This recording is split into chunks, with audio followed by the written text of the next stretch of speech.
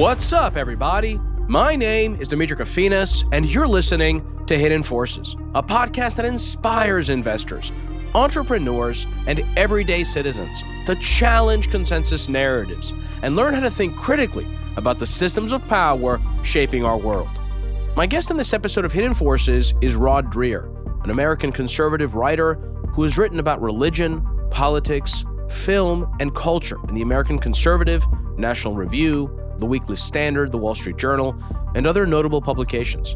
He's also the author of several extremely successful books on Christianity and religion, such as How Dante Can Save Your Life, The Benedict Option, Live Not by Lies, and his most recent book that we are here to talk about today, Living in Wonder, Finding Mystery and Meaning in a Secular Age. Rod and I spend the first hour of our conversation engaging on fundamental questions about the nature of existence, the knowability of God, the centrality of love, and how to find mystery and meaning in a world that for many has come to feel empty and soulless. In the second hour, Rod and I discuss what the Eastern tradition of Christianity can tell us about how we should live in the world, how those lessons apply to the culture wars, how to confront evil, and the appropriate role he thinks Christianity should play in policy and politics. If you want access to that part of the conversation, and you're not already subscribed to Hidden Forces, you can join our premium feed and listen to the second hour of today's episode by going to hiddenforces.io/subscribe. All of our content tiers give you access to our premium feed, which you can listen to on your mobile device using your favorite podcast app, just like you're listening to this episode right now. If you want to join in on the conversation and become a member of the Hidden Forces Genius community, which includes Q&A calls with guests, access to special research and analysis, in-person events, and dinners, you can also do that on our subscriber page. And if you still have questions, feel free to send an email to info@hiddenforces.io, and I or someone from our team will get right back to you. And with that, please enjoy this incredibly evocative and thoughtful conversation with my guest, Rod Dreher. Rod Dreher, welcome to Hidden Forces. It's great to be here. Thanks for having me on. I'm super stoked to have you on, Rod. I apologize to listeners for my voice. I've been dealing with a cold the last week or so, but I think we'll be fine, and it's definitely worth the conversation to have. So, Rod, as I said, I'm super excited to have you on. I found your book initially when I was perusing Amazon some months ago, and I put it on a long list of books that I wanted to read and to reach out to the authors. But what actually motivated me to have you on was that a member of our Genius community posted one of your Substack articles about UAPs and NHI to our Genius community on Circle, and it so resonated with me on multiple levels. And so has your book, and we're going to have a chance to talk about that. But before we do, I'd love to learn a little bit more about you. You have a very long Wikipedia page. One of the longest. And some of it is actually accurate, Demetri. So tell me, what is accurate? What can you tell us about your background? Well, I'm coming to you today from Budapest in Hungary, which is a long way from where I was born, a small town in South Louisiana on the Mississippi River. And I've just sort of traveled a lot as a journalist. I started my journalism career in Washington and then moved to New York, was a film critic in New York and a columnist. Moved then to Dallas, Texas to work for the Dallas Morning News on the editorial page, and ended up back in my hometown in 2012, a town of like 2,000 people, after my younger sister died. I wanted to get close to the family and, be part of that.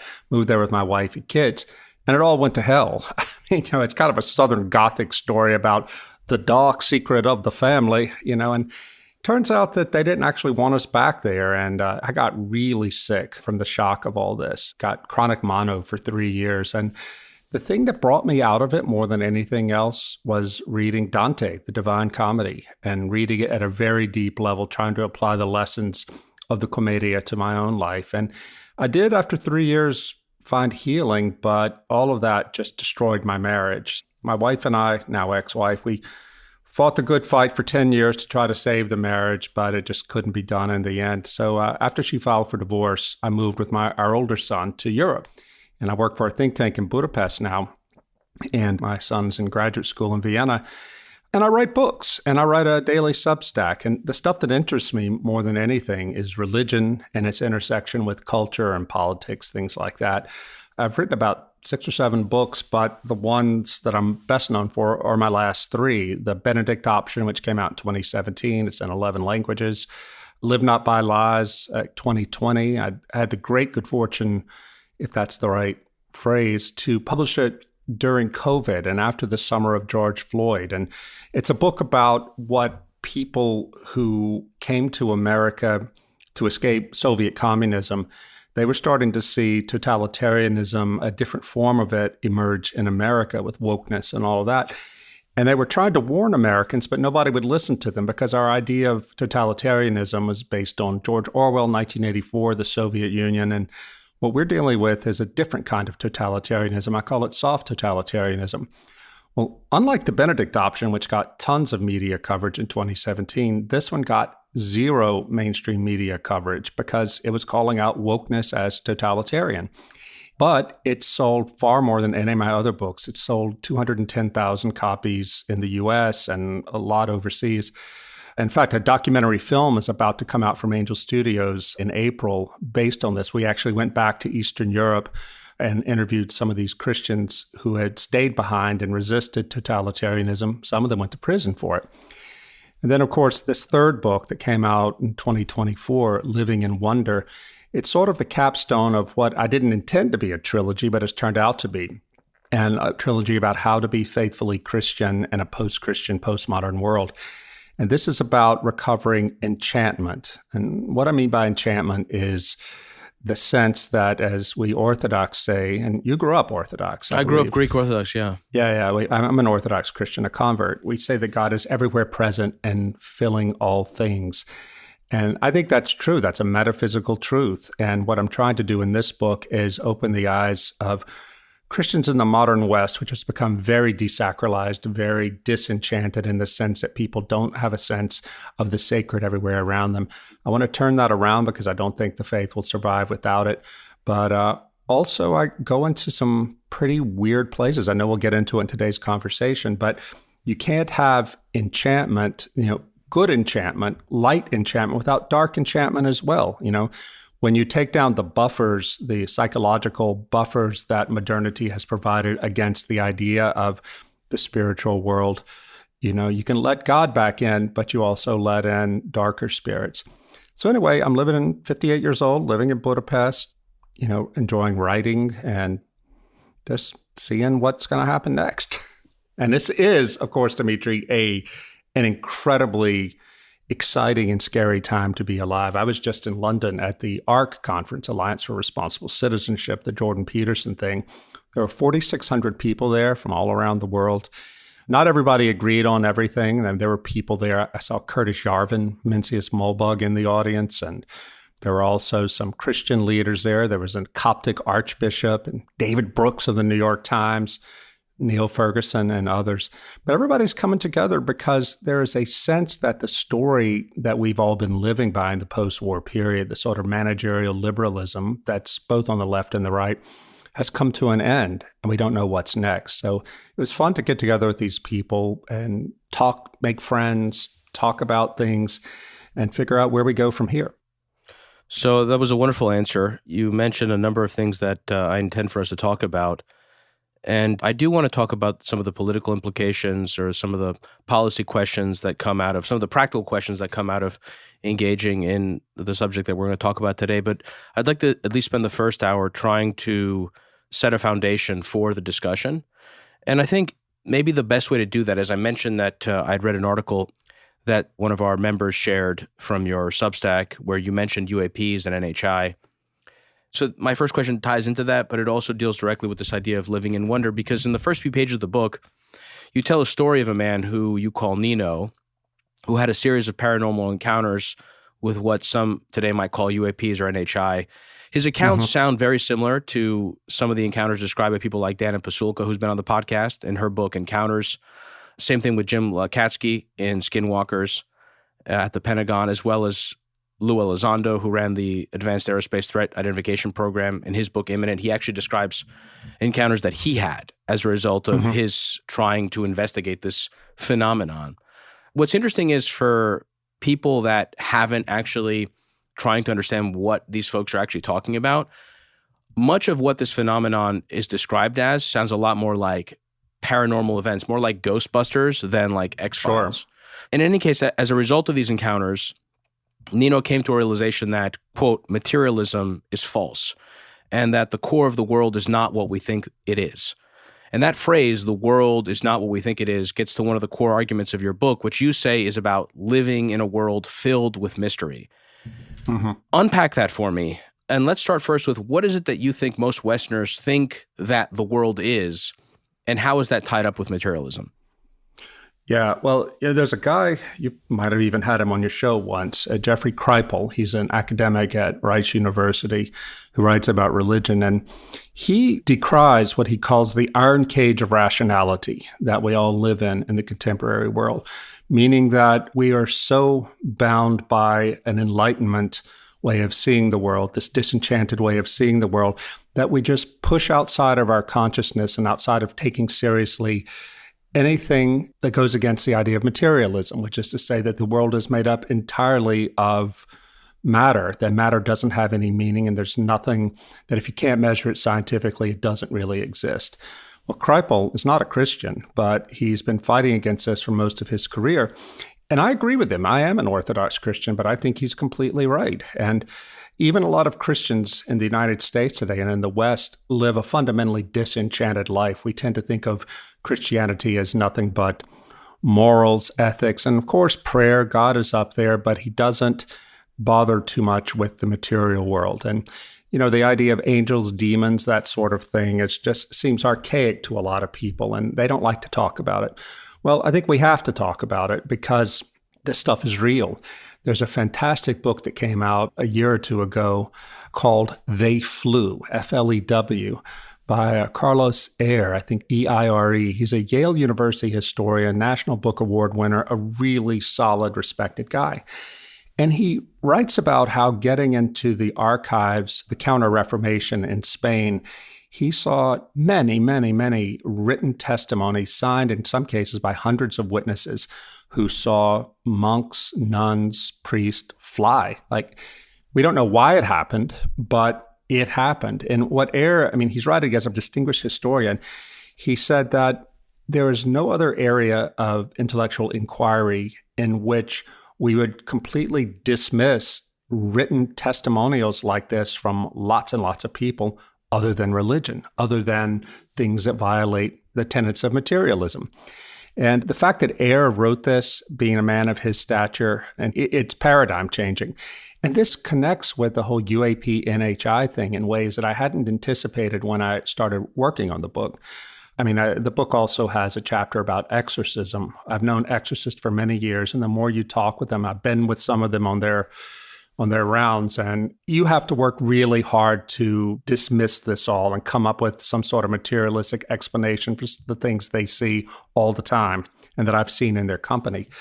But when I was working on the book, Demetri, I got this email from a friend who's a Vatican journalist, Catholic, and he said, look, I know you think that the whole UAP NHI thing is nonsense, but I'm telling you, there's a lot going on here that you don't realize, and it is fundamentally a religious story.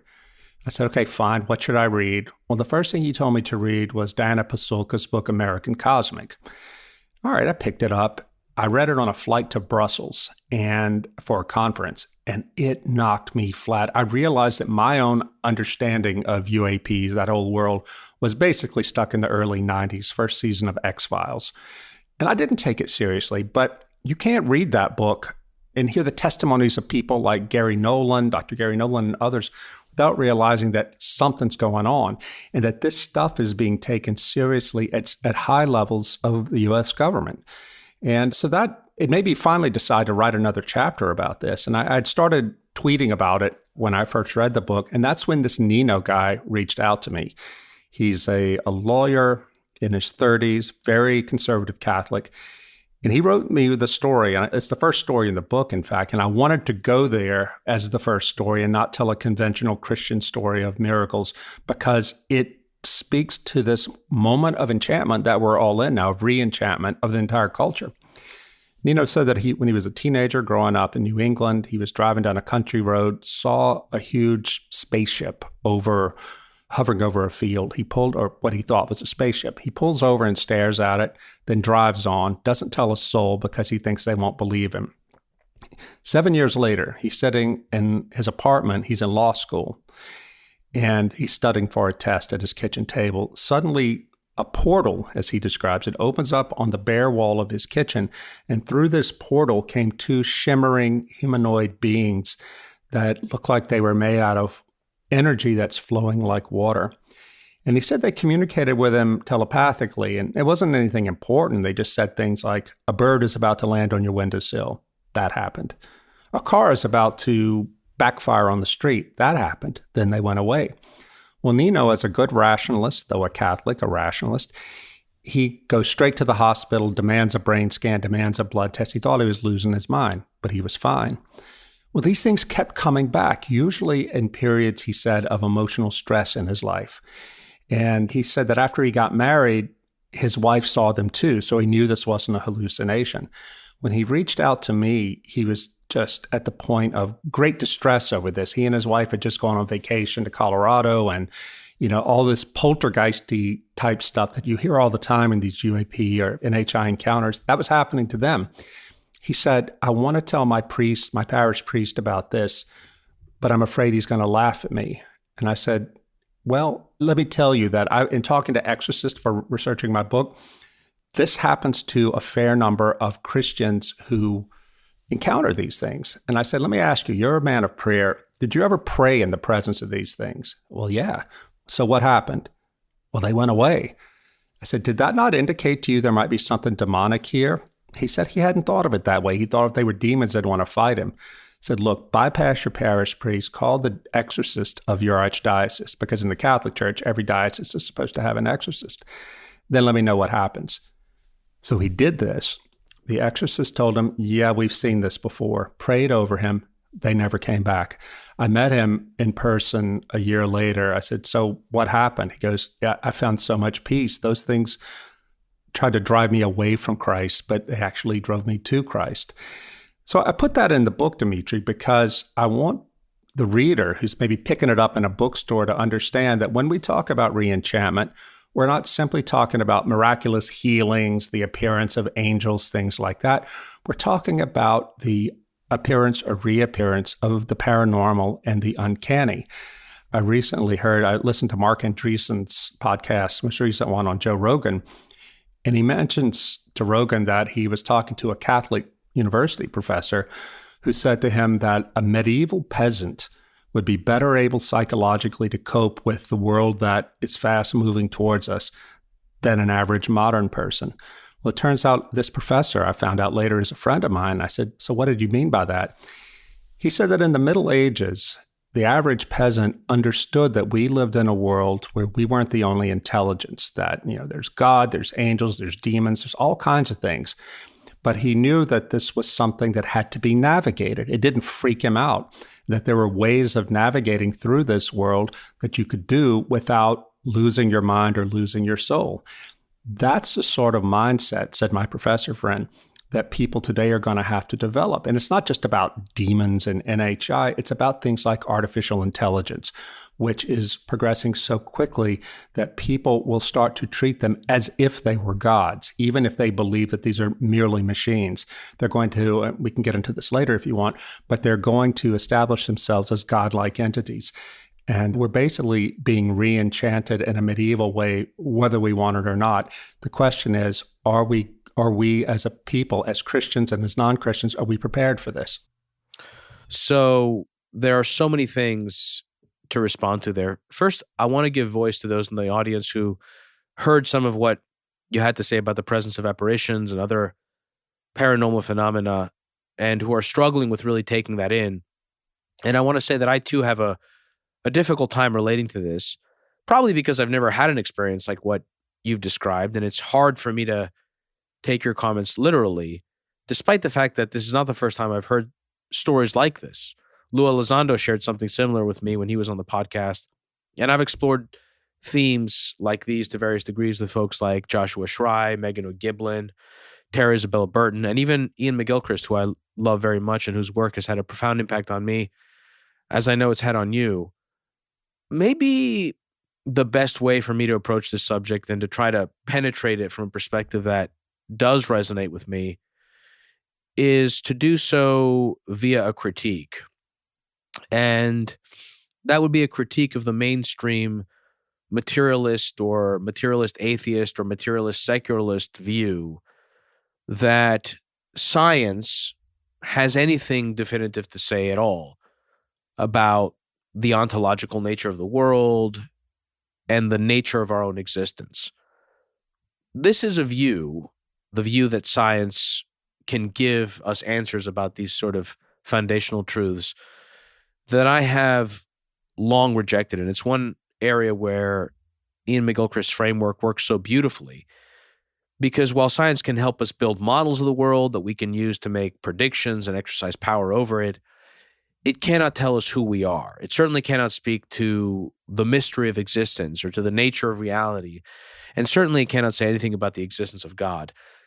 So I'm curious how you would answer the assertion or respond to the assertion that science cannot make definitive statements about ontological truth. So we cannot reason our way to God or to knowledge about the nature of reality, and that only through revelation and the truth of authoritative experience can such knowledge be conveyed to us. Yeah, it's a massive question, and I'm so glad that you're familiar with Ian McGilchrist's work. He's been a huge influence on me, and he's one of the heroes of my book, Living in Wonder.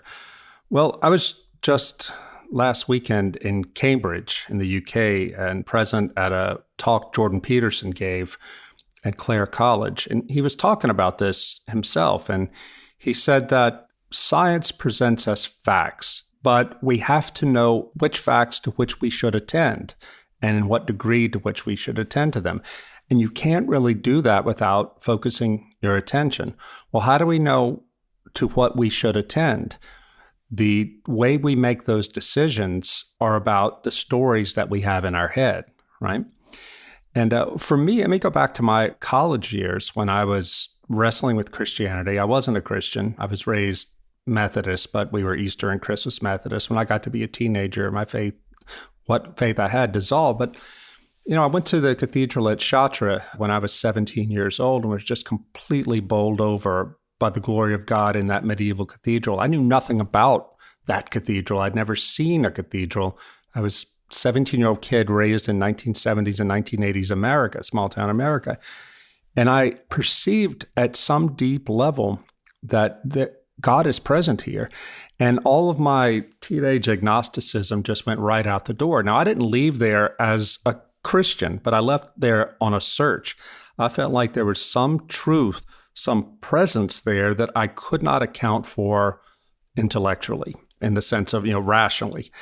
And that sent me on a search. One of the big points of my pilgrimage was when I was in college and read Kierkegaard for the first time, the Danish 19th century Protestant philosopher. And he's famous, probably most famous for something he said, truth is subjectivity. Now, when I first heard that, I thought he's saying that there is no such thing as truth, that, we all have our own views. That's not what he meant by it. What he meant by the kind of truths for which we live and we die are truths that can only be known by the heart, by the perceiving subject, by, I forget the phrase he used. He was a difficult writer. It's like passionately appropriating a truth claim inwardly. That's how you know what's true. And that made sense to me. And I thought, I keep trying to find the right argument that's going to convince me to be a Christian. But Kierkegaard's saying there is no argument. The argument is living. And you're not going to be able necessarily to demonstrate this with logical propositions and, premise, conclusion, but you can still know it. I ended up becoming a Christian in my mid-20s, but it wasn't really until reading Ian McGilchrist many years later. I first discovered McGilchrist a few years ago, that I understood what Kierkegaard was trying to say. And it was this, that there are domains of truth that We have the left brain and the right brain. The right brain is the perceptive faculties, or as Orthodox would say, the noetic faculties of the human person, by which we take in sense data from the outside our heads. It refers it to the left brain, the analytical side, which analyzes it, and in a properly working brain, the left brain sends it back to the right for integration into a picture of the world. Well, McGilchrist says, as you well know, I don't know if your audience is familiar with him. Yeah, he's been on the podcast. Okay, good. Well, so as you know, then, he says that our problem in the West is we've gotten stuck in the left brain because it's given us a lot of power. Yuval Noah Harari has this great phrase in which he says that in modernity, we exchanged meaning for power in early modernity, which is to say, if we decide that there is no meaning outside our heads, only the meaning that we choose to give it to the material world, then we can do whatever we want with the material world. And that is the basis of the scientific revolution, and that has given us immense practical power over the world. It's made us rich and all of these things.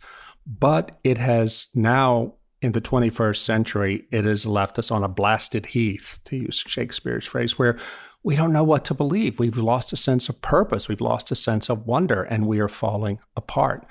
So I would say, to sort of wrap this up, that to think about there being two ways to understand truth. I mean, all truth is one ultimately, but McGilchrist says that there are truths that can only be known through the senses, like the truths that come to us through music, through dance, through liturgy, through art, through religion, through a participation with the truth. This is what Kierkegaard meant too by truth is subjectivity. And this is what is at the basis of enchantment. It's not to say scientific truth is lesser, but it is to say that it's a different kind of truth, a different way of engaging with ultimate reality. And we need both to be not only fully human, but we need both to learn as much about the nature of reality as we possibly can in our limited condition as human beings trapped in time.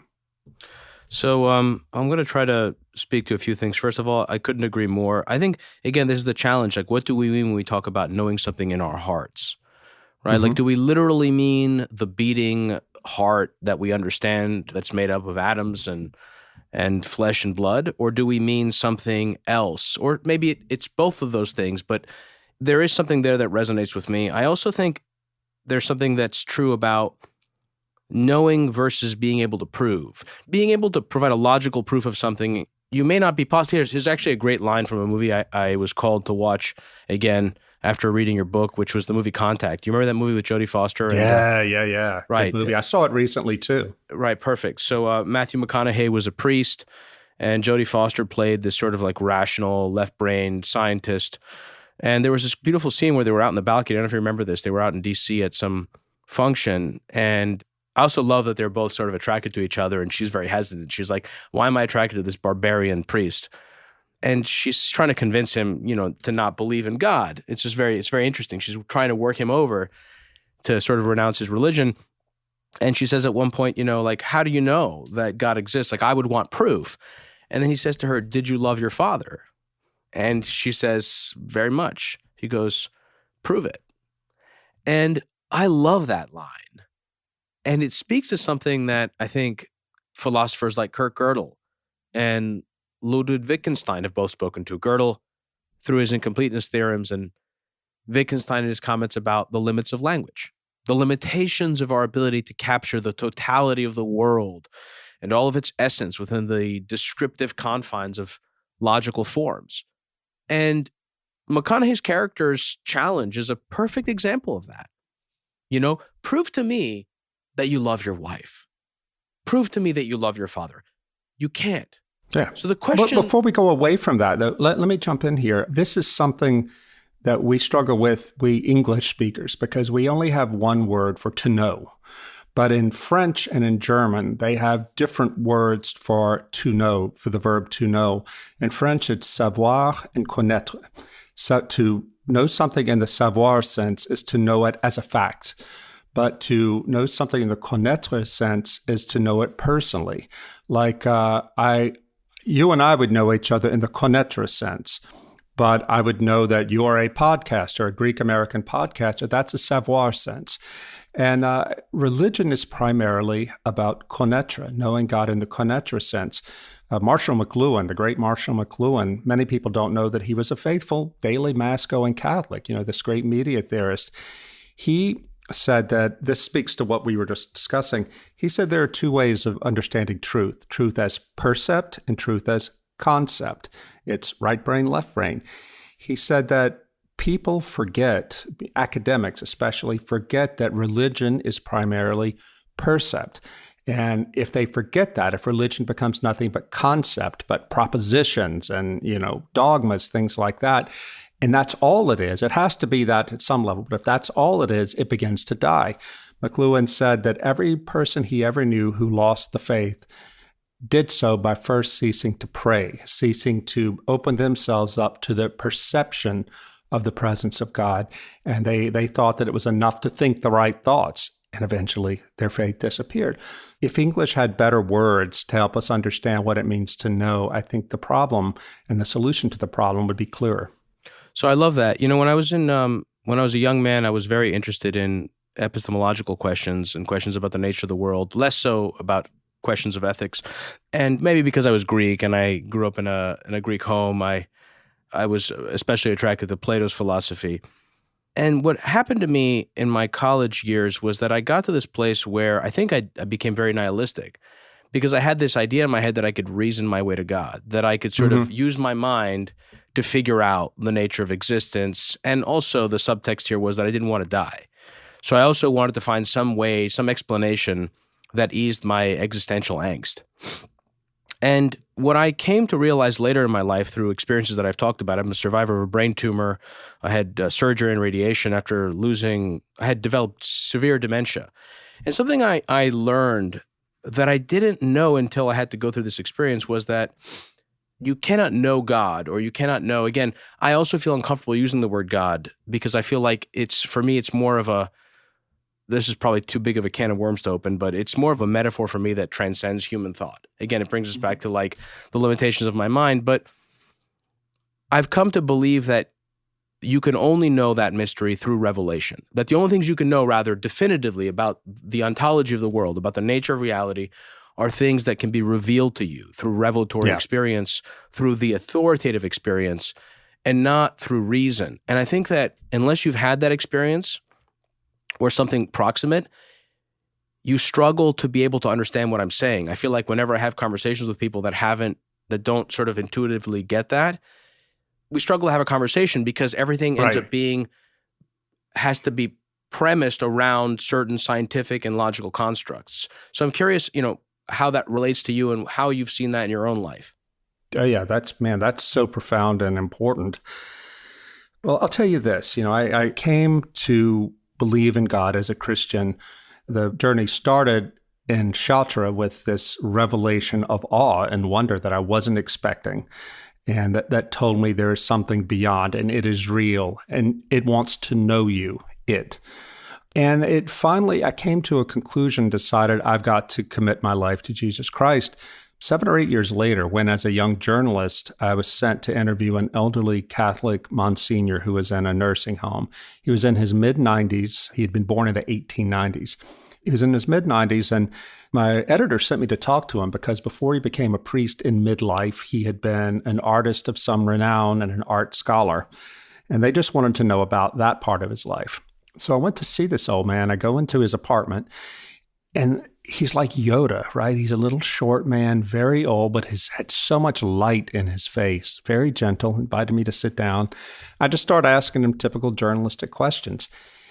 And he told me his life story and how he had come to America from Guatemala to study in the Ivy League, lost his faith, was an atheist for a while, then went back to Guatemala when his father was dying. His father was a coffee planter, and they had a mass of reconciliation with the church. Monsignor Sanchez, Carlos Sanchez was his name, he told me that, when he went to kneel to receive communion, he didn't believe any of it, but he wanted to honor his parents by hiding from them that he was an atheist. The priest held the host out, the consecrated wafer. A burst of light came out and covered him, and he audibly heard a voice say, "I have always loved you." Instantly, he was reconverted. He comes back to America. He was teaching in Dartmouth. begins living a life as a diligent Catholic. And then after a few years, begins to feel a calling for the priesthood, but he kept putting it off and thinking, it doesn't make sense. This was like the 1940s. They didn't need priests like they do today. It made no sense. Goes back to Guatemala later for a second visit of the family, knelt to receive communion this time as a believer. Same thing happened. But this time the voice said, "Why don't you do as I ask?" Well, he knew then he had to become a priest. He did become a priest, ordained at the age of 51, which was really strange in those days. But he had to come to America because in his home country, there was a communist revolution underway or a rebellion. They put his name on a hit list.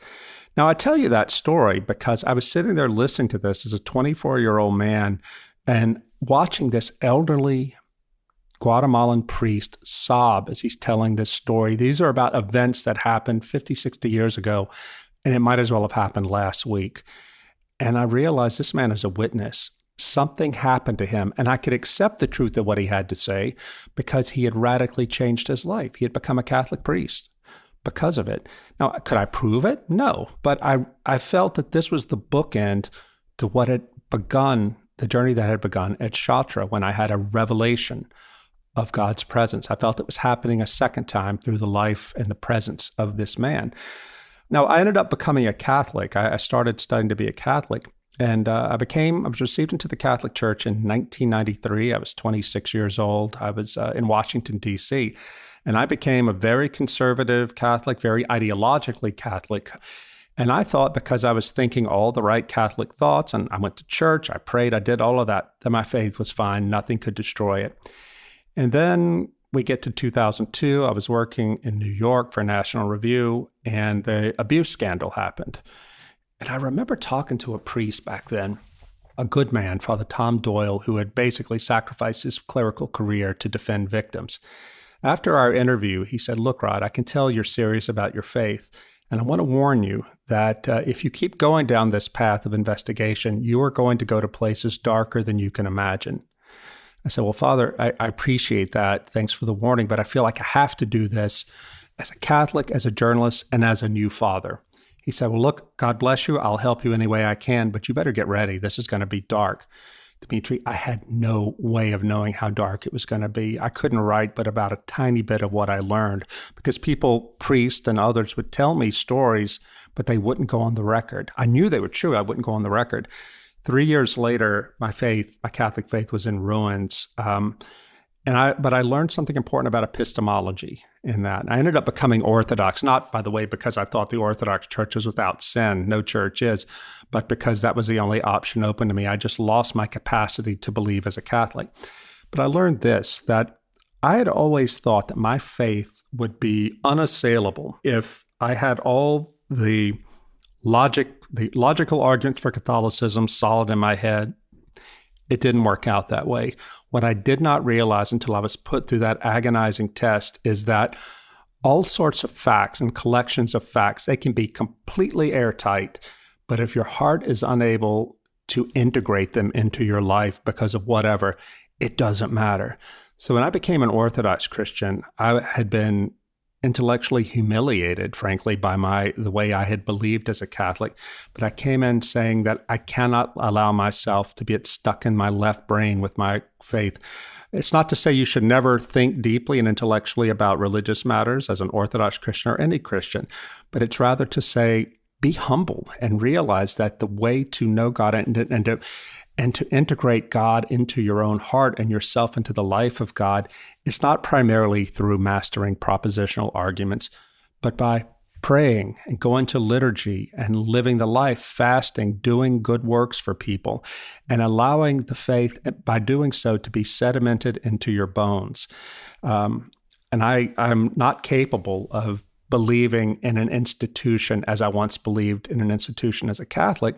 But then again, I knew so many of my Catholic friends were just as outraged about the scandal as I was, but they didn't lose their Catholic faith. And I think they didn't lose their Catholic faith because they had lived a much less cerebral Catholic life than I had done. Again, so many questions for you, and I'm trying to do my best to think about how to walk this conversation in a constructive way. Let me ask you this. We've mentioned now the Eastern and Western traditions a few times. How would you describe what the distinctions between those two traditions are, and what is the story you would tell that would explain how these two traditions broke off from each other? Like, what explains the different ways in which each branch of the church tackles and has tackled these questions about the nature of the world and our own existence? Yeah, that's a great question. And it's one that I thought I understood from the outside as a Catholic, but I really didn't. I mean, I just assumed that Orthodoxy was basically an Eastern form of Catholicism, maybe a little more mystical, but basically the same. And that's just not true. And I say that as someone who has great love and respect for the Catholic Church. Look, I'm a man of the West, and even though I'm an Eastern Orthodox Christian, the fate of the West, I believe, rests primarily on the health of the Catholic Church. So I don't want to discourage Catholics. Nevertheless, when I was received into the Orthodox Church in 2006, I remember talking to a priest in the cathedral in Dallas where I came in. And I said, "Oh, so give me some books to read so I can learn how to be Orthodox." And he just smiled at me and said, "Well, I can give you some books to read, but it's going to take you 10 years to be Orthodox." I'm like, what does that mean? And he tried to explain to me that being Orthodox is not about mastering a set of facts, theological facts about Orthodox Christianity. It's about living it. It's about absorbing knowledge through lived experience. And of course, it's important to read things. Of course, read the Bible, but also read the Church Fathers and educate yourself about your faith. But knowing about the faith and knowing God are two very different things. And I think that speaks to a basic difference between Eastern and Western Christianity. And the West is so analytical in its approach to Christianity and everything else. That's one of the strengths about the West. But it's very, very easy to fall into thinking, as a Western Christian, to fall into thinking that you know God, when in fact you really know about God. And in the East, it's so much more about conversion of the heart. Now, I would have thought as a Western Christian, hearing that from the outside, I would have thought that sounds very emotional and simplistic, but that's not it at all. It all has to do with the way the Church of the East thinks about who the human person is. And I mentioned earlier the word noetic faculty. Well, when Orthodox Christians talk about the heart, they don't mean the organ in your chest. They're talking about the quality of the human mind that is sort of like the receiver for things of the Spirit. And to be a sinner is to have a nous, N-O-U-S. It's a Greek word that is somehow blocked, that the Holy Spirit cannot flow into you. As you purify yourself through holy living, through repentance and all of the things, your nous becomes more clear. A saint is someone whose nous is almost entirely clear and he's filled with the presence of God. I would say that elderly Catholic priest, Monsignor Sanchez, the fact that he just seemed to have so much light coming out off of him was a sign of a man whose nous had been greatly cleared, which is to say his heart. Now, these are really complicated and way beyond my pay grade to talk about philosophically and theologically what the particular differences are. But I think it is really less about intellectual differences between East and West and more about experiential differences, because there are Catholics, Eastern Rite Catholics in Ukraine and elsewhere, who, in my experience, are much more like the Orthodox than they are like Western Catholics. They still use the liturgy of St. John Chrysostom, by the way. But when you talk to Catholics of the Middle East, for example, they, in the experience of the Orthodox, are much more about the nous, about the heart, knowing God that way. And it is not, as Westerners might have it, all about sentimentality and emotion. That is a fundamental misconception that people in the West, I was the same way, have about Orthodox Christianity. So, I think, again, just to sort of aid listeners here, I think also many Westerners are familiar with this mode of knowing the mystery through things like meditation or some of the other Eastern traditions like Vedic traditions or Buddhism. And anyone that's been in a deep state of meditation where there's an awareness that arises, an awareness of the mind and the thoughts that you're having and the compulsive thoughts that you're having, can, I think, in some ways relate to what we're describing here. I want to go back to something I mentioned at the beginning, which was when I studied analytical philosophy in college, and I had this sort of existential crisis in my life as a senior.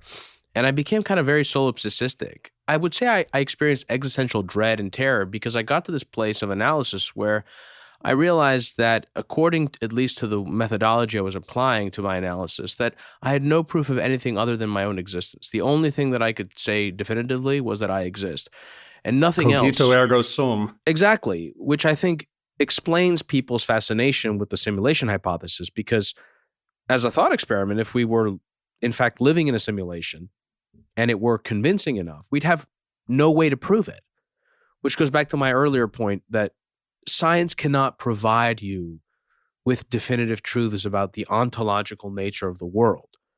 That truth can only come to you through revelation. And something that was revealed to me through my experiences of suffering that we touched on earlier is that love is truth.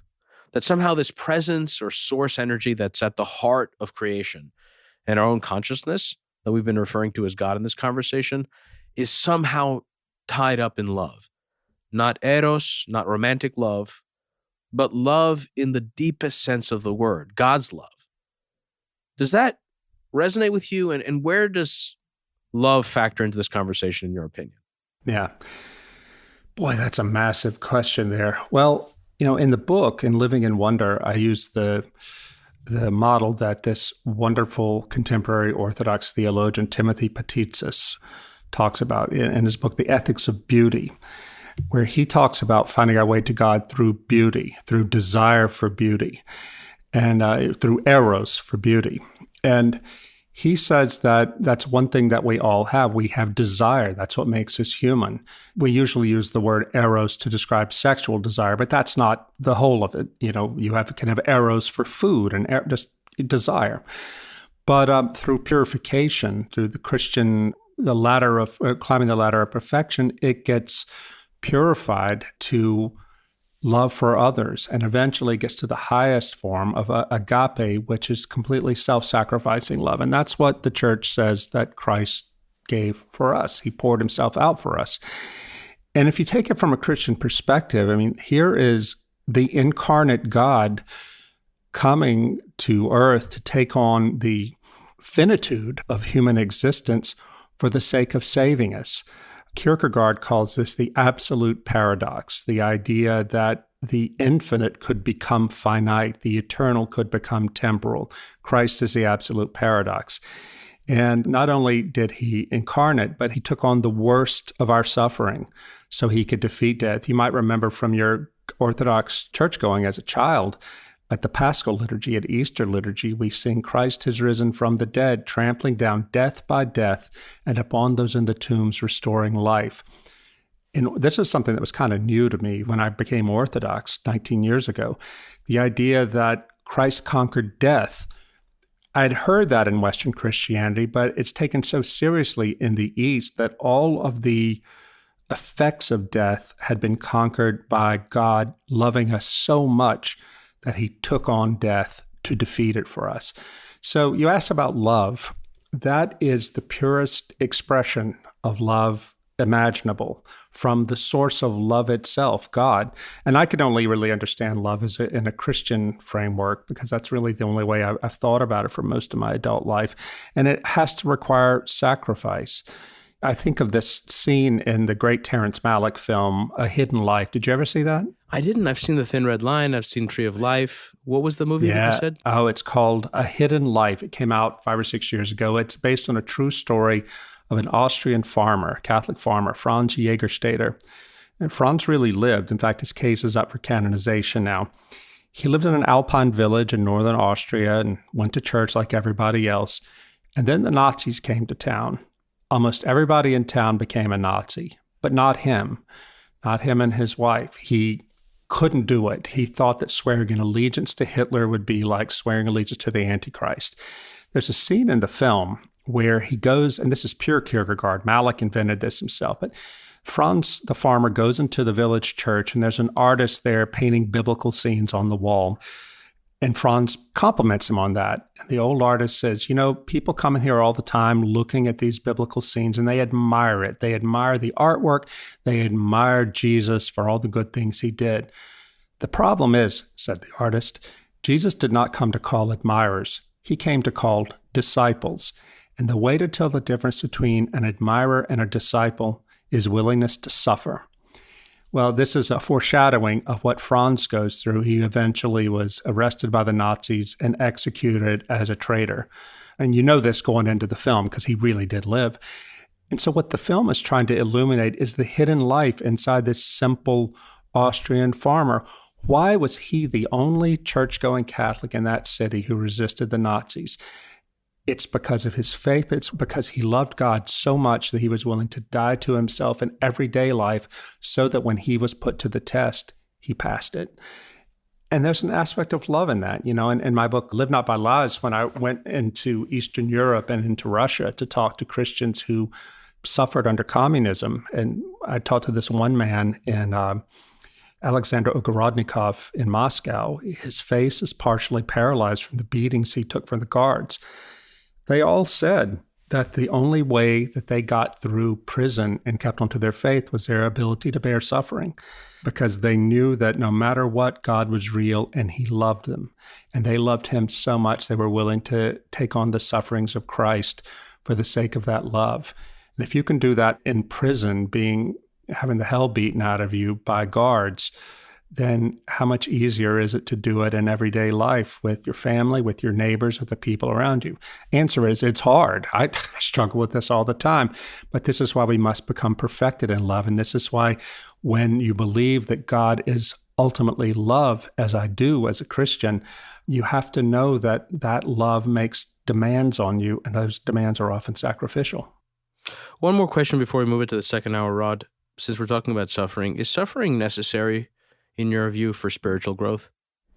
Absolutely. When I was here in Budapest in 2019 doing interviews for Live Not by Lies with Christians who had suffered in Hungarian communist prisons, I was on a tram with my translator. She's a young Catholic, and she said, Rod, I really do struggle. I can't even talk to my Catholic friends about what I'm going through in life. And if I tell them that, my husband and I are fighting lately, or our little boy is not letting us sleep, we don't know what to do with his behavior problems, they cut me off and say, you got to get a divorce. You got to put your kid in daycare. You deserve to be happy. And she said, I tell them, wait, I am happy. I'm happily married. I'm happy being a mom. But a happy life is not a life without anxiety, without stress. But they don't even understand that. I looked at her and said, Anna, it sounds like you're fighting for your right to be unhappy. She said, that's it. Where'd you get that phrase? It's chapter 17 of Huxley's Brave New World. I don't know when the last time you read that was, but that's the chapter when John the Savage, the dissident from this perfect society, is dragged before Mustafa Mond. He's the world leader for Europe. And unlike in Orwell's dystopia, which is a dystopia of fear and torture and police, Brave New World is a dystopia of perfect pleasure. They keep you entertained. They give you drugs to be happy. Everything is taken care of. And Mustafa Mond brings John the Savage there and says, why won't you come join us? I mean, we give you everything you want.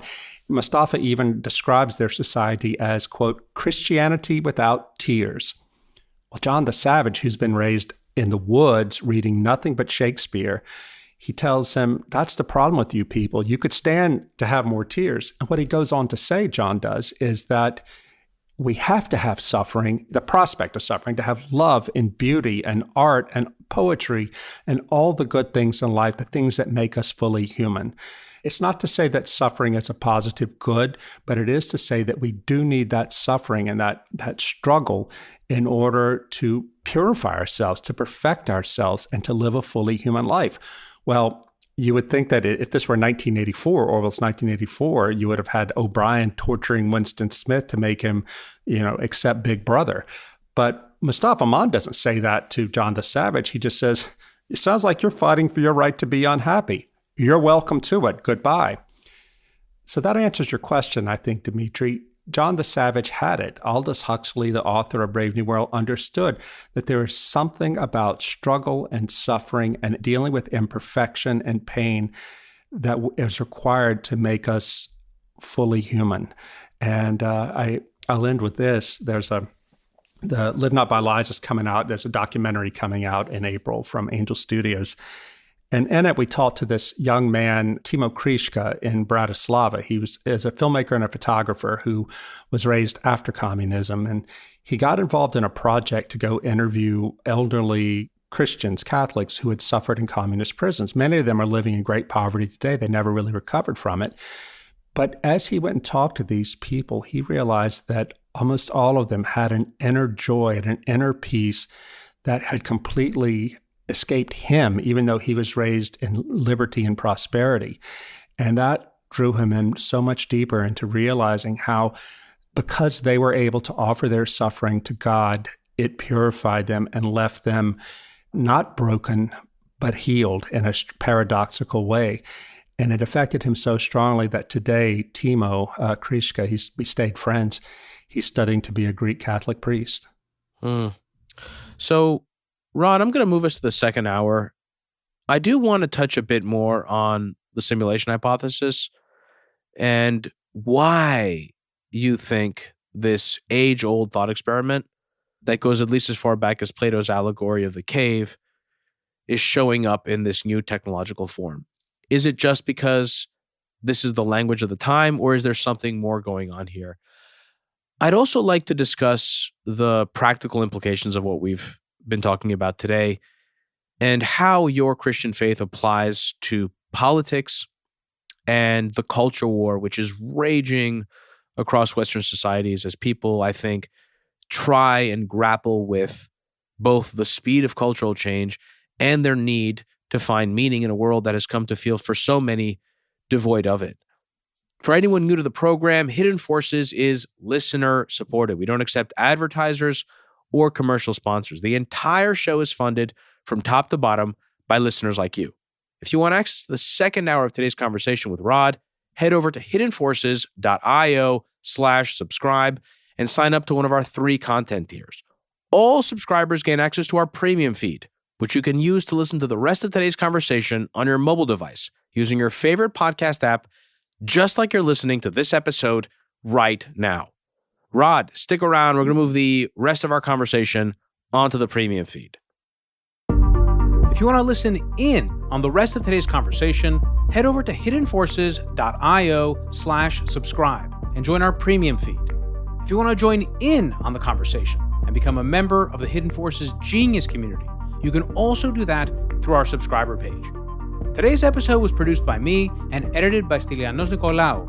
For more episodes, you can check out our website at hiddenforces.io. You can follow me on Twitter at Kofinas, and you can email me at info@hiddenforces.io. As always, thanks for listening. We'll see you next time.